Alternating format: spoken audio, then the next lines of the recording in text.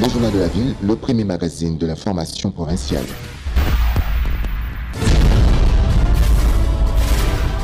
Tout de suite, le journal.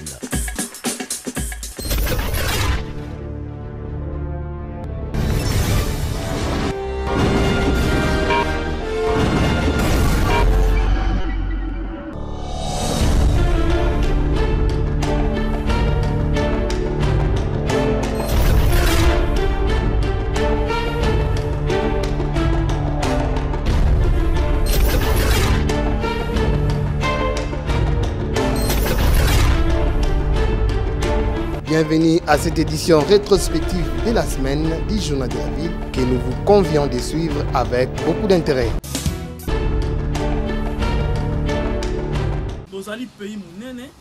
Qui veut la paix prépare la guerre du temps et les mouvements de réveil de la jeunesse congolaise MRJCO qui dirige Maître John Bayantita, partenaire politique du chef de l'État Félix Antoine Tshisekedi Tshilombo, annonce le recrutement des jeunes de son parti dans l'armée congolaise, ainsi pour appuyer les forces armées de la République démocratique du Congo. Une opération qui va débuter le mois prochain. Nous, membres du bureau politique national de notre parti politique, le mouvement de réveil de la jeunesse congolaise, MRJCO, informons l'opinion publique nationale qu'à dater du mois prochain, Elohim Dieu voulant, nous procéderons au recrutement de jeunes de notre parti politique sur toute l'étendue du territoire national pour les verser au sein de nos FRDC dans le cadre du véritable soutien de nos forces armées, et nous en profitons pour sensibiliser les autres forces politiques patriotes à emboîter les pas, car, dit-on, qui veut la paix prépare la guerre. Cependant, le MRJCO exige le départ de la MONUSCO.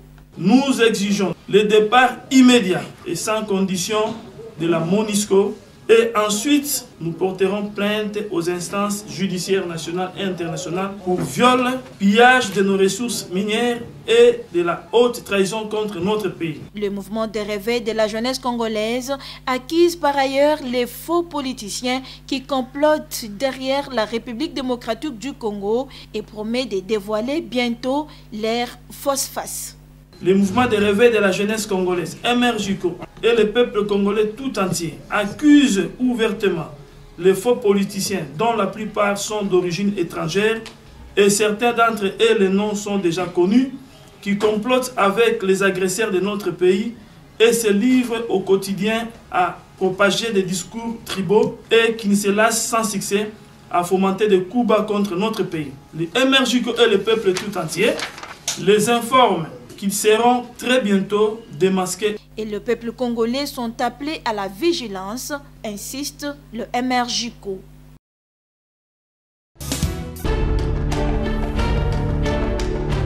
Une équipe de 7 présumés bandits accusés d'avoir commis de meurtres d'échangeurs de monnaie dans la ville de Goma ont été présentés ce vendredi 7 octobre 2022 au gouverneur du Nord Kivu, au musée de Himbi. Le commissaire provincial de la police au Nord Kivu, Abba Van Hang, a indiqué que parmi les bandits arrêtés figurent certains agents de l'ordre indisciplinés et un faux magistrat, ainsi qu'un kidnappeur ayant fait disparaître un écolier dans la ville tout récemment. Je vous présente encore un groupe de 7 qui sont des tueurs professionnels. Ce sont eux qui continuent à tuer des cambistes. Leur dernier forfait en date du 29 septembre. Il y a une semaine, un jour, à Ndosho, ils ont tué les cambistes qui s'appelait, je ne sais pas, le nom est ici, et ils lui ont renfloué $5 000. Comme ils sont là, c'est une équipe de 7, il y a un policier qui leur donne des armes. Le gouverneur de province, Constant Ndima, a félicité l'équipe de la police pour le travail abattu. Pour lui, tous ces criminels devront répondre de leurs actes. Pendant cet état de siège, nous avons beaucoup appris dans cette ville de Goma et les autres agglomérations. Le pareil méfait, de crimes de sang. Et notre population en souffre. Nous aussi, nous recevons beaucoup de pression. C'est dont je vous félicite aujourd'hui. Mon général, ce n'est pas pour la première fois. Merci, vous le faites souvent. Merci, excellent. Vous transmettez mes sincères félicitations à toute votre équipe. Parmi ces malfrats présentés, l'un d'eux a reconnu lui-même le fait Il est passé aux aveux.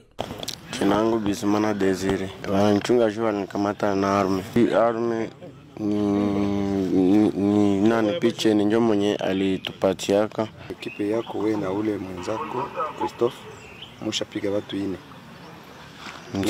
Iya mwisho tulipata 5,000. Tuligabula 1200. Nilifungiwa kudosie ya FDL. Bon, ndio niko SS Kata. Niko hapa Rugari. Tous ces criminels ont été acheminés à l'auditorat militaire pour répondre de leurs actes.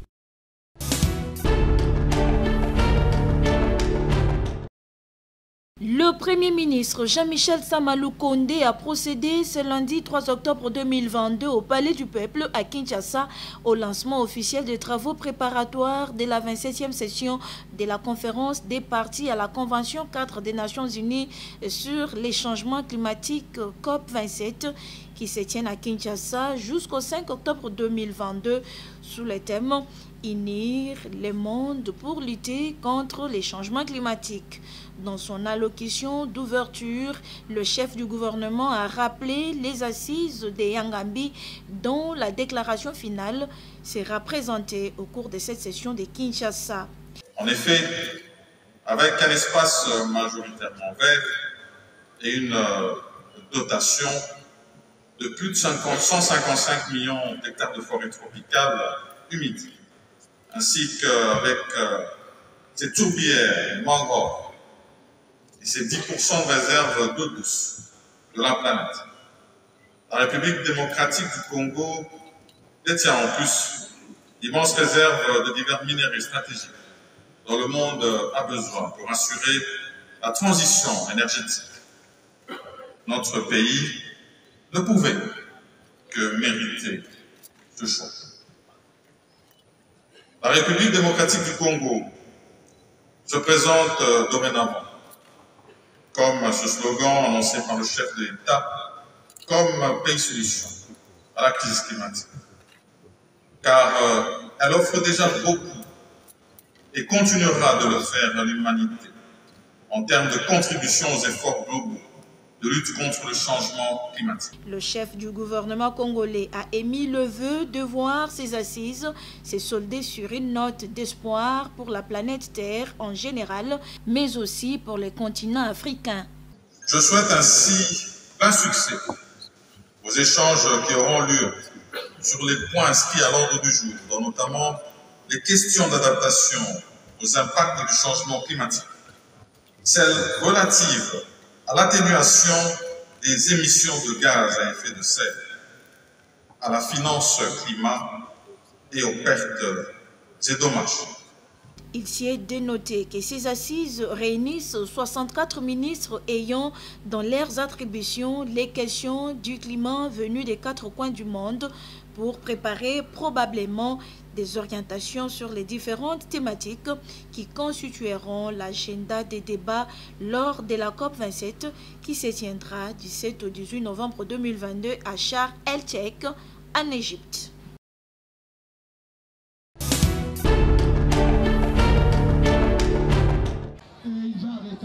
Célébrée sous le thème « La profession enseignante transforme l'éducation », la journée mondiale des enseignants, célébrée avec faste ce mercredi 5 octobre 2022 à la sous-division urbaine de Kasavubu, que dirige Gide Nkaka Isolombu, qui a réuni les enseignants de sa sous-division pour réfléchir sur leur situation.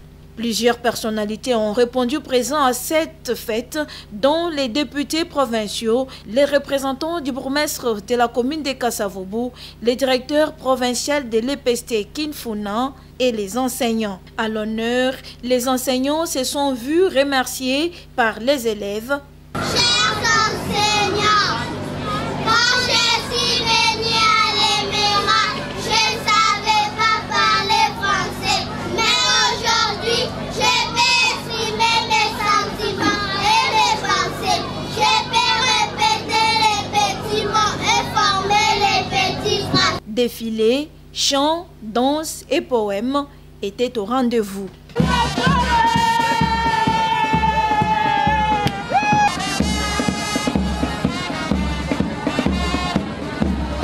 Présent à cette manifestation, le président provincial du collectif des syndicats des enseignants de la ville-province de Kinshasa, Emmanuel Kaninda, salue l'initiative des organisateurs. Je vous dis, les enseignants dans d'autres provinces éducationnelles sont malheureux.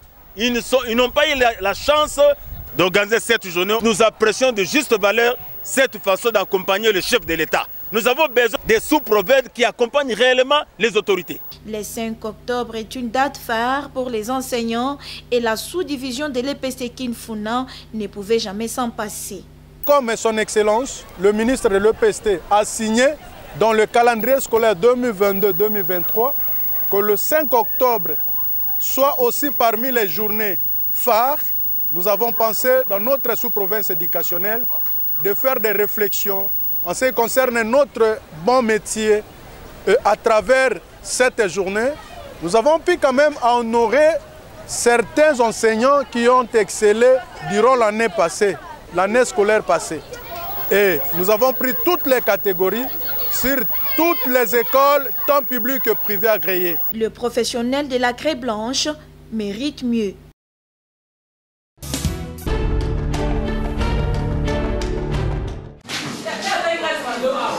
Elles étaient dans la rue de Kinshasa en train de trimballer sans emploi. Mais grâce à la détermination et la bonne volonté de la synergie de femmes de la société civile CIFES de toujours bien faire, coordonnée par Rose Muchanga, ces filles qui autrefois s'est livrées à la prostitution, à des pratiques non conformes, aujourd'hui la société peut compter sur elles.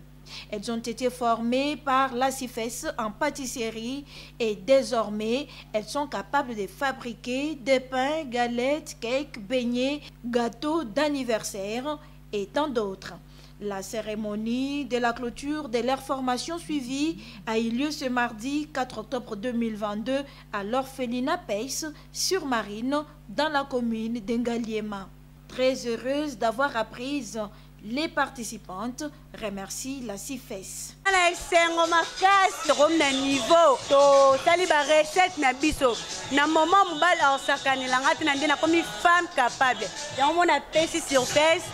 Merci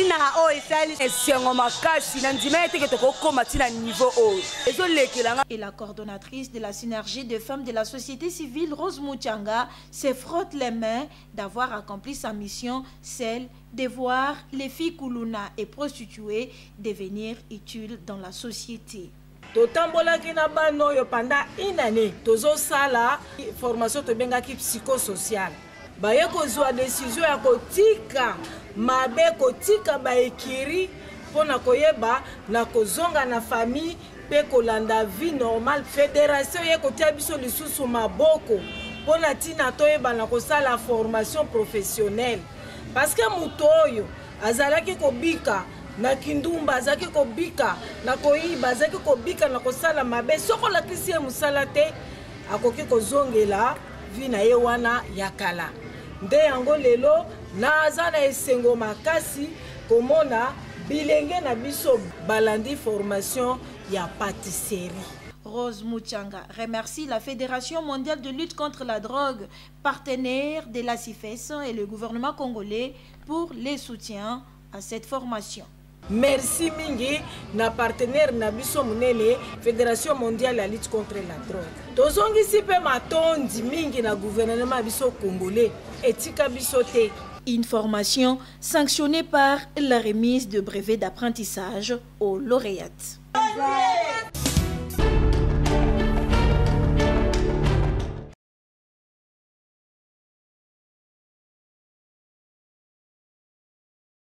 À peine rentré de la mission euro-américaine, quoique abattu par le décès d'un membre important de sa famille, le ministre de l'enseignement primaire, secondaire et technique, le professeur Tony Mwabakazadi, a rendu une visite de contrôle au siège national de la mutualité des enseignants de l'EPST situé dans la commune de La Gombe ce mercredi 5 octobre 2022, journée dédiée à l'enseignant. Objectif, palper du doigt l'effectivité et la qualité des soins administrés aux enseignants, et c'est sur instruction du président de la République, Félix Antoine Tshisekedi, qui tient à la consolidation et à la pérennisation de la gratuité de l'enseignement primaire et au social de l'enseignant pour la qualité de l'enseignement fourni aux enfants. Accueilli par le président du conseil d'administration de la MESP, Maître Guy Mafuta, le ministre a été conduit dans tous les services qu'organise cette mutuelle où il a reçu des explications du fonctionnement de la MESP. Il a été très réceptif, était pragmatique pour certains dossiers. Il a directement appelé des personnes habilitées à résoudre nos problèmes. Et là, il me demande d'ailleurs de le rejoindre pour qu'on trouve des solutions immédiates. Les enseignants attendent beaucoup de la mutuelle. Et le ministre est venu se rendre compte du fonctionnement, des vrais besoins qu'il y a. Et là, nous avons résolu, c'est une idée qu'il avait déjà, de lancer un atelier pour qu'on exprime les vrais besoins et voir comment le gouvernement va davantage soutenir la mutuelle qui réalise une œuvre sociale dans la vie des enseignants. À l'issue de cette visite, le président du conseil d'administration de la MESP, l'honorable Guy Mafuta, a manifesté sa joie d'avoir accueilli pour la première fois le ministre de l'EPST, le professeur Tony Mwabakazadi, à qui chacun des services de la mutuelle a exposé les fonctionnements.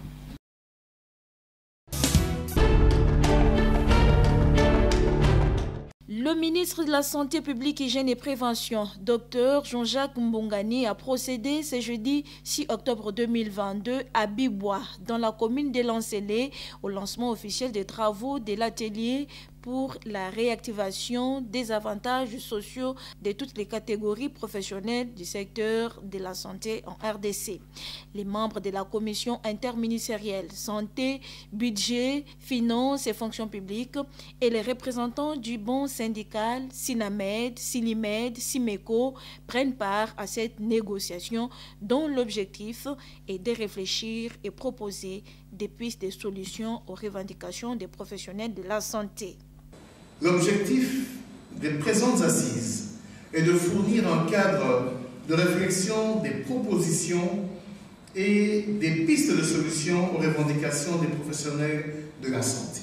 Les négociations entre le gouvernement et le bon syndical étaient un processus émaillé souvent des soubresauts, mais toujours indispensable à la recherche de la paix sociale.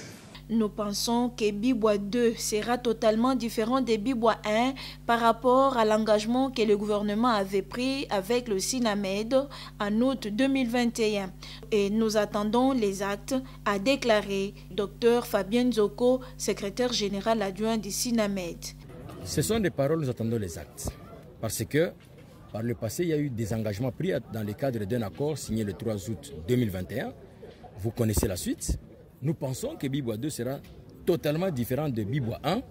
Même son des cloches du côté du Simeco avec le docteur Juvenal Mwandalenda qui salue la bonne volonté du gouvernement de trouver des solutions idoines aux préoccupations des professionnels de santé. Il est question ici, dans le cadre de la commission interministérielle, précisément dans le cadre des avenants conclus en juin 2022, que les deux parties, banque syndicale et banque gouvernementale, puissent discuter des avantages sociaux à l'issue de ces travaux.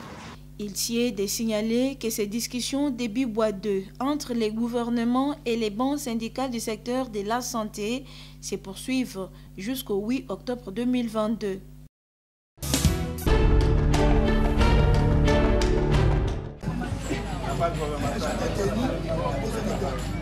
Les travaux de l'électrification du quartier Kanluka dans la commune de Ngalema se poursuivent dans les bonnes conditions. Sous le leadership de son directeur général Jean-Bosco Kayombo-Kaya, la Société nationale d'électricité SNEL SA et ses partenaires, entre autres la SOGEAC, passent à la phase de pose des poteaux métalliques pour le tirage de la ligne moyenne tension du poste de Makala jusqu'à la cabine de Binza. C'est à ce sujet que le DG de la SNEL SA a dépêché son conseiller en communication Bob Mbomolona pour inspecter le travail sur terrain. Vous vous souviendrez qu'il y a 2-3 mois, nous étions ici pour déceler les matériels qui devaient servir d'électrification du camp Luka. Parce que le parquet avait décidé que désormais la SNEL pouvait continuer les travaux, comme il n'y avait pas d'objection. Et les travaux ont commencé, c'était avant la fin du mois d'août, je pense. Et au jour d'aujourd'hui, nous sommes venus pour montrer aux Kinois que non seulement nous avons lancé les débuts de travaux, mais ces travaux continuent et que les délais seront respectés. Les Kinois vont avoir du courant, surtout ceux de Kanlouka, que nous avons pris comme quartier pilote. Et on va continuer comme ça pour que toute la ville de Kinshasa et le Congo entier aient du courant. Cette ligne longue de 5 km connaît des difficultés pour sa réalisation à cause des constructions anarchiques par la population. La SNEL demande l'implication des autorités afin de pouvoir bien faire son travail et de respecter la promesse du chef de l'État aux habitants de Kanlouka. La difficulté que nous avons, c'est que si vous regardez derrière moi, vous allez voir qu'il y a des poteaux qui sont enfermés dans des parcelles de Congolais. Et ça nous oblige non seulement à dévier l'itinéraire que nous avions pris avant, mais nous devons commencer à négocier avec certains amis pour qu'ils acceptent ne fût-ce que d'ouvrir les parcelles pour nous permettre d'accéder à nos poteaux. Ça, c'est, nous en appelons à la conscience de tout un chacun pour que le civisme agisse et qu'on apprenne à respecter le bien commun. Mais sinon, notre travail, c'est de rendre le courant que nous donnons au Kanlouka un courant normal, un courant enviable, un courant très bien parce que le chef de l'État a promis et nous sommes en train de faire notre travail. Bon nombre de femmes, surtout les plus jeunes et les plus âgées, consomment de l'alcool lors de leur grossesse. Interrogé à ce sujet, le docteur Kalonji Crispin du centre de santé de référence Vijana à Lingwala estime qu'il est strictement interdit de prendre de l'alcool durant la grossesse au regard de plusieurs effets néfastes constatés. Une fois que la femme enceinte décide de consommer de l'alcool, l'alcool a un pouvoir de traverser facilement la barrière hématoplacentaire et se retrouver dans des liquides amniotiques où vit l'enfant. Cela va entraîner certains effets chez l'enfant. Nous pouvons évoquer un problème de retard de croissance, un problème de malformation. Et dans ce cas, on parle de malformation congénitale. Nous pouvons assister à un accouchement prématuré. Nous pouvons assister à des avortements et aussi ce qu'on appelle syndrome d'alcoolisation fœtale. Mais que dire de la théorie selon laquelle la prise de la boisson alcoolisée pendant la grossesse nettoyerait le bébé lors de son accouchement? Le docteur Kalonji pense que celle-ci n'est pas exacte. La théorie n'est pas exacte. L'OMS dit qu'il y a des doses d'alcool qui doivent être autorisées aux consommateurs. Et cela, si c'est respecté, ça ne peut pas avoir certains effets néfastes par rapport à leur santé. Mais pour ce qui est de la femme enceinte, l'OMS interdit, parle de l'abstinence globale de la consommation d'alcool. Il recommande par ailleurs aux femmes enceintes de suivre les consultations prénatales et de ne pas céder à la manipulation. Les CPN ont les privilèges de différencier ou de catégoriser les femmes selon leurs antécédents, selon leur type de grossesse, et cela détermine aussi leur suivi jusqu'à l'accouchement. Un homme averti en vaut deux.